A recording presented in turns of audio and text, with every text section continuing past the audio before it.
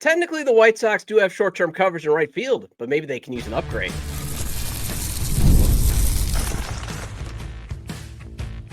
You are Locked On White Sox, your daily Chicago White Sox podcast. Part of the Locked On Podcast Network, your team every day.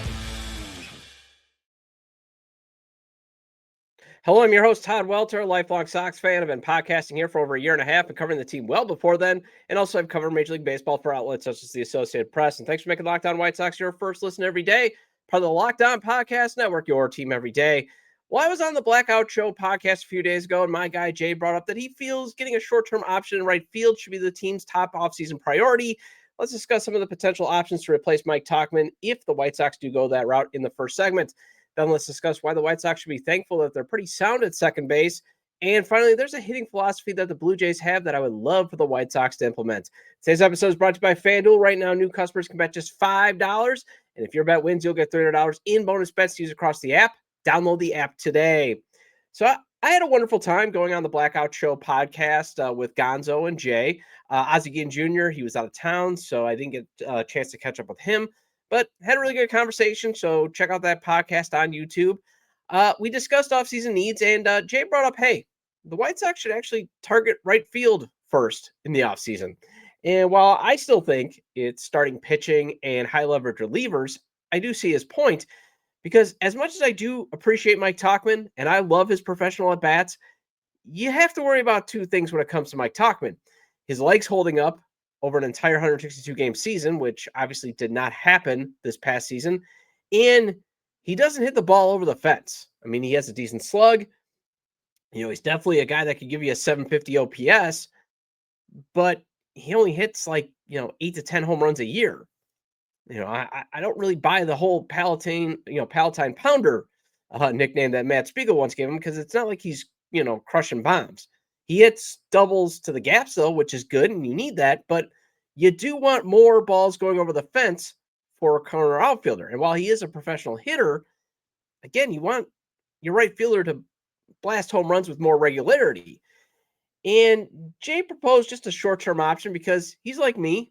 Brady Montgomery is the future in right field. I mean, I know the White Sox did have him play more games in center field in the minors when he got promoted to Double-A, but by all accounts and by all scouting, thinking is he's more of a right fielder in the show. And he did play, 42 games in right, 45 in center. So I could see them maybe, moving him around sometimes, but he does look to profile more as a right fielder. But the White Sox are going to be bargain bin shopping. So there is some potential options to at least provide maybe a little bit of an upgrade, or at least go in again like you did this past season, where you went in thinking that you might platoon Austin Slater and Mike Tauchman, and it turned out Tauchman was more of the starter. But, there are some options out there. Now, you can rule out Kyle Tucker or Cody Bellinger because the White Sox are bargain bin shopping. I just do not ever foresee them paying even Cody Bellinger. And Kyle Tucker, who knows what he's going to get? I mean, he's going to get, over $100 million, obviously, but, that $500 million contract that everybody was talking about, the injuries again keep piling up, that it's like, do you really want to pay him that much? I mean, could he have, performance escalators, that type of stuff? So I just, even though he's going to get a lot, the injuries do kind of make you worried. Would you ever want to sink that money? Because that could become bad money really quick. But again, if the White Sox did ever pursue, Kyle Tucker, I'm not going to be upset, but we know it's fantasy. It's never going to happen. Harrison Bader, he's looking for a multi-year deal. So I'm not sure the White Sox would want to commit too many years to him, even though, he could be in that outside of the bargain bin shopping, but still relatively affordable to the market. I've seen projections for about $15 million. But again, I don't see the White Sox wanting to commit a lot of years to anybody in the outfield because they want to get at least a spot for Brady Montgomery. So Mike Tauchman, he's got the better average than, say, Mike Yastrzemski, another potential option that would come on a one-year deal. But Tauchman's going to come much cheaper than Yastrzemski, even though Yastrzemski hits more home runs. So what are some other options then? Well, I talked about Ryan O'Hearn on yesterday's show, and, maybe he splits time in right and first base if the White Sox were willing to give him a $10 million deal, because I think that's probably what he's going to get on a one-year deal. But There are actually some other options, Ryan, especially when you have some connections on the free agent market to hitting director Ryan Fuller, Austin Hayes. He would come cheaper than, say, Ryan O'Hearn. I could also see the White Sox exploring, can Lane Thomas bounce back from an injury plagued season? That might be worth having him sort of platoon with, and right with Tauchman. And I keep saying it can't hurt to bring back Austin Slater. Just don't make him the number one free agent priority like he claimed he was last offseason. Austin Hayes, though, did not play in right last season for the Reds, but he does have 9 career defensive runs saved in rights. He's got a $12 million mutual option with the Reds, but I'm not sure the Reds are going to exercise that option. And Spot Track projects him getting around $5 million next season. And here's what MLB Trade Rumors writes in terms of what he could bring to the table. For his career, the righty swinging Hayes has a 282, 340, 479 slash line against lefties and a 253, 301, 416 otherwise, leading to record respective WRC plus tallies of 124 and 97. This year was an even more extreme, with a 319, 400, 549 line and 155 WRC plus against southpaws, and a 249, 286, 422 line and an 88 WRC plus with the platoon without the platoon advantage. Beyond the offense, Hayes is considered a strong defender, but has been fairly injury prone in the past 2 seasons. And he has spent time with the Orioles, so you got the ties to Ryan Fuller there. And this would be kind of like bringing him into platoon with Tauchman, especially against lefties, although Tauchman was okay this year against southpaws. But still, you got to consider the legs, so maybe you do want to try to get into that full platoon there. Although you could run it back again with Slater and see if he's productive against lefties before the deadline, again, to see if he can get you that top 30 prospect at the deadline. Because remember, the White Sox got Gage Zeal. He's a top 30 prospect in the Yankee system, and he's a top 30 prospect in the White Sox system now. And Slater's not going to cost you a ton. Spot Track projects him making around $2 million. And MLB Trade Rumors writes this about his market. Slater has generally been solid against lefties in his career, but his past 2 seasons has been rough. Overall, he hit 212, 299, 314 for a 77 WRC plus during the 2024 and 2025 season. That includes some league average production against southpaws in 2025, but injuries limited him to just 65 games on the year.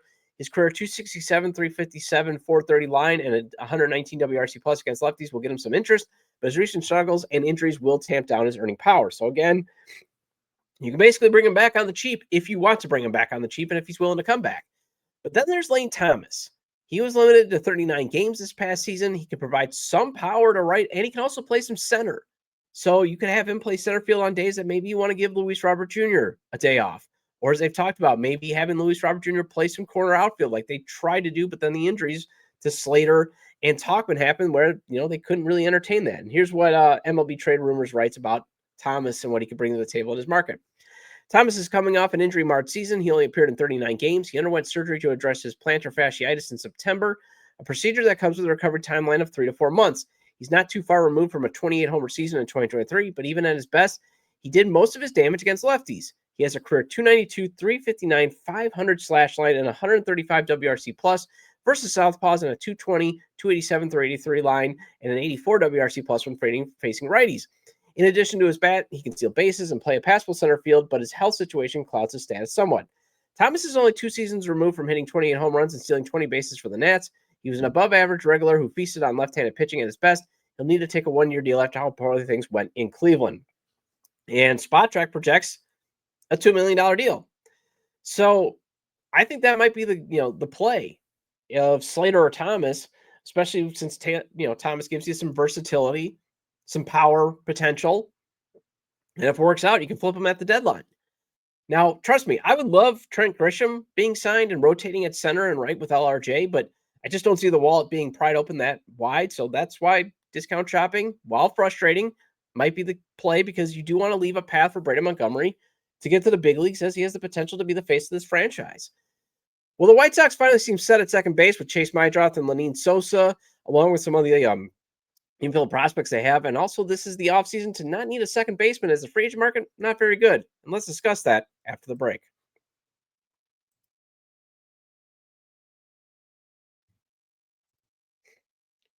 Sorry about that. I had to hit the cough button there. Well, the NFL season is here, and FanDuel has an offer you don't want to miss. Right now, new customers can bet just $5 and get $300 in bonus bets if you win. That's right. Pick a bet, Put down $5, and if it hits, you'll unlock $300 in bonus bets to use across the app. FanDuel gives you so many ways to play.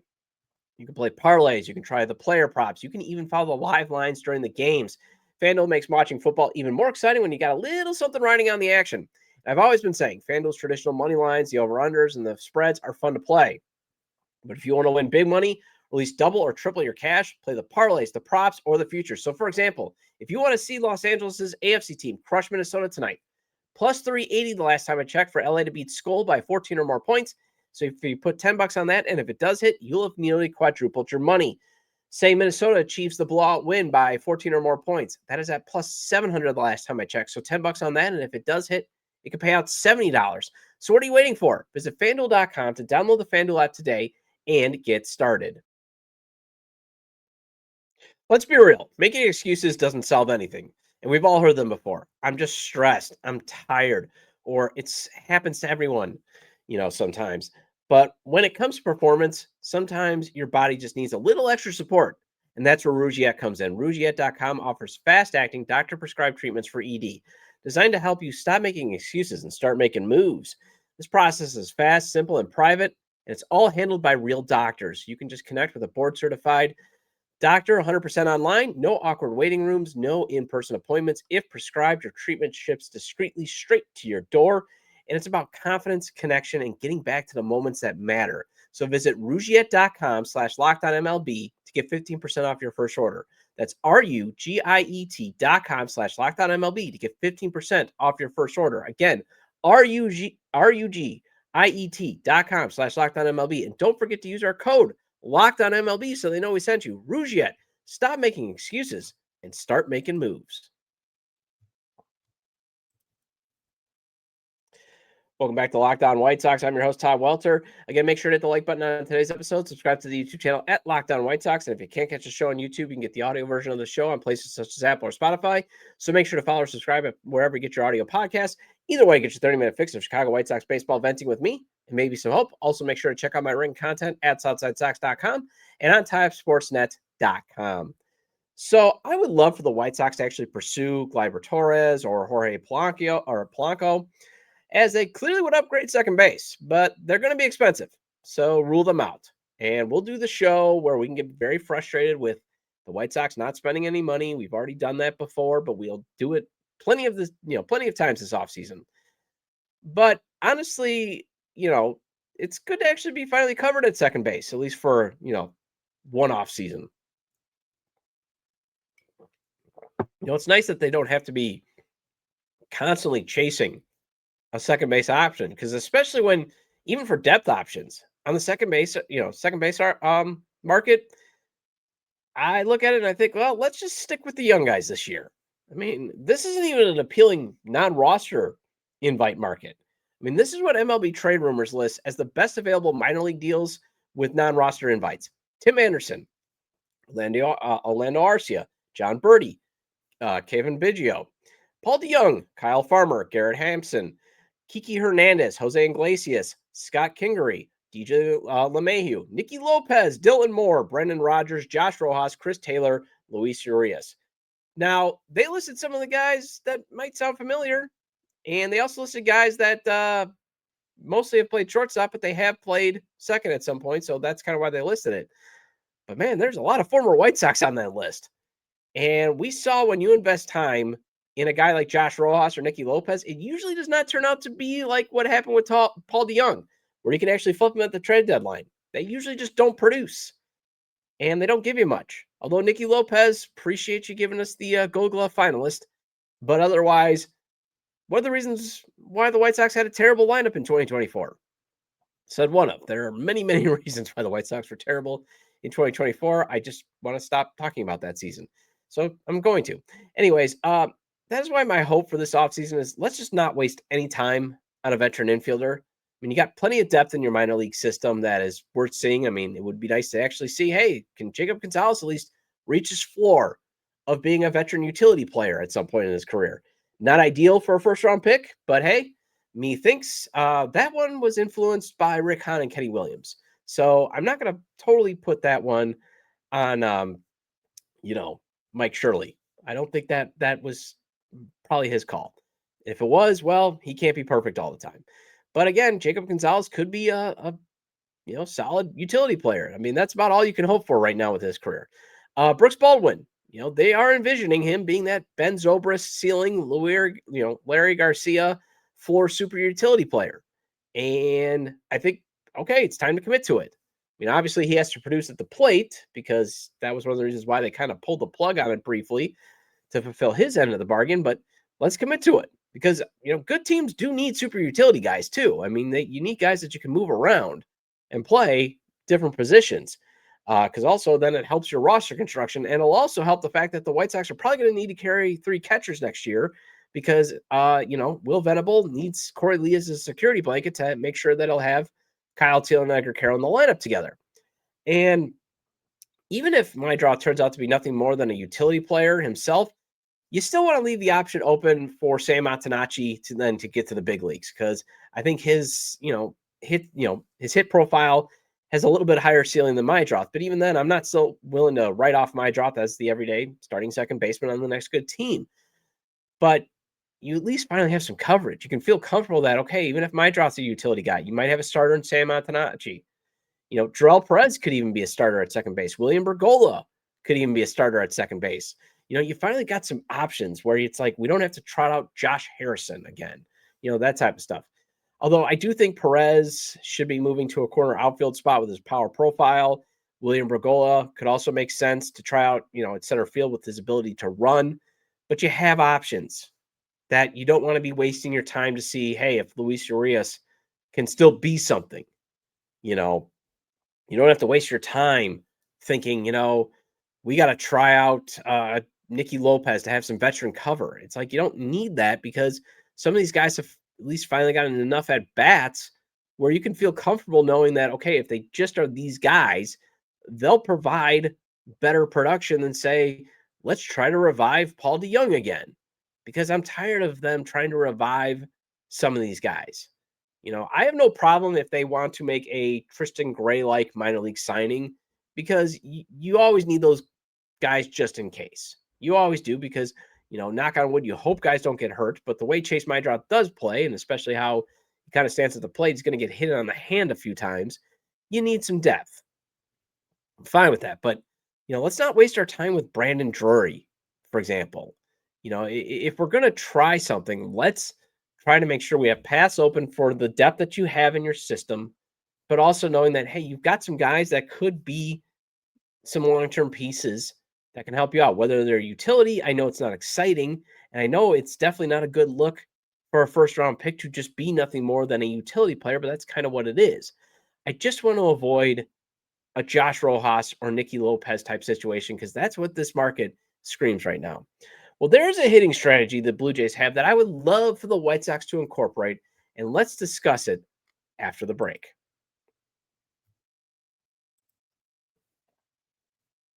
This episode is brought to you by PrizePicks. Every day we make decisions, but on PrizePicks, being right can actually get you paid. Don't miss the excitement of this football season with PrizePicks, where it's good to be right. Playing PrizePicks is such a fun, simple way to add more excitement to watching football. You just pick more or less on player projections like Josh Allen's passing yards or Saquon Barkley rushing for a touchdown, and you're in the game. And I love how quick it is. You can make your lineup in under a minute. And my favorite part, PrizePicks just added stacks. So if you want to ride with a player, you can select their pass yards, rush yards, and touchdowns all in one lineup. And they have the new injury reboot feature. If your player leaves early and doesn't return, it won't count against you. So download the PrizePicks app today and use code LOCKEDONMLB to get $50 in lineups after you play your first $5 lineup. That's code LOCKEDONMLB for $50 in lineups after your first $5 lineup. PrizePicks, it's good to be right. Welcome back to Locked On White Sox. I'm your host, Todd Welter. Again, shout out to all the everydayers. I appreciate your loyalty. Please hit the like button on today's episode. Recommend to your fellow Sox fans or baseball fans, friends, to subscribe to the YouTube channel at Locked On White Sox, wherever they get their podcasts, as this show's available on all major podcast platforms. Sorry about that. I feel like this cold that I thought I was over is roaring back. So if I sound a little nasally or having some cough, I'm battling that stuff that comes around in late October and that type of things. All right. So I forgot who pointed it out, but I believe, it was something that I was listening to on The Score, or maybe it was ESPN 1000. they were talking about Vlad Guerrero Jr. and kind of like the entire Blue Jays hitting philosophy and why they have a chance against the Dodgers. And the biggest reason why they have the chance against the Dodgers in the World Series that starts tomorrow is they put the ball in play. The Blue Jays will actually put the ball in play. And that was one of the problems with the Brewers was, the Brewers, they're very judicious in when they swing the bat. So if they don't see the pitches that they like, they're looking for a walk. Well, if you're facing, Ian Snell and Yamamoto, and you're facing, Tyler Glasnow, and you're facing Shohei Ohtani, they throw strikes. And that means you're going to be striking out looking a lot. Well, with the Blue Jays, they swing the bat, but they swing the bat judiciously. They don't swing the bat, recklessly. They don't strike out much. And I was thinking, man, I would love for the White Sox to start adding that to their philosophy of they get the ball in play. And I know you can do that when you got a guy like Vlad Guerrero Jr. who learned it from his dad, who's probably one of the best at just making contact. I mean, Vlad Guerrero Sr. was probably one of the best baseball players I ever saw. And one of the reasons why was he just made the ball could be way out. You thought he was swinging recklessly, but he found a way to always make contact. And I was also thinking then maybe, if the Jays had that philosophy, maybe you should interview one of their assistant hitting coaches, as the Jays have 3 guys that are, assistant hitting coaches to maybe be your hitting coach. There's an opening. Because then you can incorporate a simple strategy of just get the ball in play, put stress on the defense, and get the ball in play to the gaps, that type of stuff. And I think that would match up well with the, hitting director Ryan Fuller's philosophy of, controlling the zone, hitting the ball hard, along with manager Will Venable's, kind of demand of let's just crush fastballs too. I mean, think about this. The Blue Jays were in the top 10 in Major League Baseball for BABIP. It was at 298. They were 7th in the league. They led the league in batting average at 265. They had the lowest strikeout percentage at 17.8, along with the second least amount of strikeouts. They were just outside the top 10 in walk percentage, too. So they could walk and chew gum basically at the same time. They would take their walks if they needed to take their walks. And they still displayed some power as they were 13th in home runs and 7th in slugging percentage. For comparison, here's where the Sox were. 27th in BABIP and in batting average. They had the 12th highest strikeout percentage. They were 17th in walk percentage, 23rd in home runs, 28th in slug. So, and some of this you could argue back is, yes, let's get better hitters and internal improvement that could help the White Sox maybe, join the Jays. But the next evolution I would like to see Chris Getz focus on when he's acquiring hitters is not only getting guys that can get on base, but guys that can also rack up hits. They do exist. There are, I like to say it's those walk and chew gum at the same time. I do think outside of Mike Tauchman, the guys that, Chris Getz added were more, hey, they'll at least draw walks like Austin Slater or Josh Rojas, where it's like, maybe Mike Tauchman is your floor, but then can you get something better than Mike Tauchman? A guy that will hit for a decent average and a guy that will also draw walks. Because I like Fuller's emphasis on hitting. His emphasis is pretty simple. It's you hit the ball, and that's basically what he said. Hit the ball hard. Make good swing decisions. But sometimes when it gets to 2 strikes, you just got to fight like heck for first base. And sometimes it might be better to still get the ball in play to move a runner, or you force that error than it is to draw the walk. But either way, it's clear, cut down on the strikeouts. And that's one of the things the Blue Jays, they don't strike out that much. If you're going to get them out, it's because you have to get them out by making a play defensively. And there's always the, potential for an error being, taking place.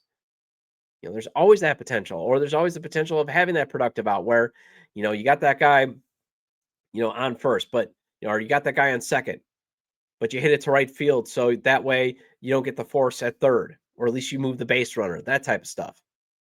Can you get that guy from first to third or from second to home? That type of stuff. Now, when it comes to the strikeouts, obviously for the White Sox, that's still going to naturally happen as long as you have Colson Montgomery and Lenyn Sosa in your lineup.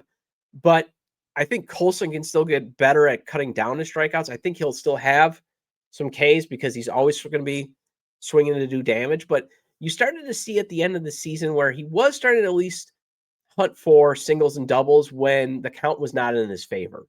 You did see that, okay, if the count's not in my favor, I can't try to always just go boom. I can't just try to launch this ball.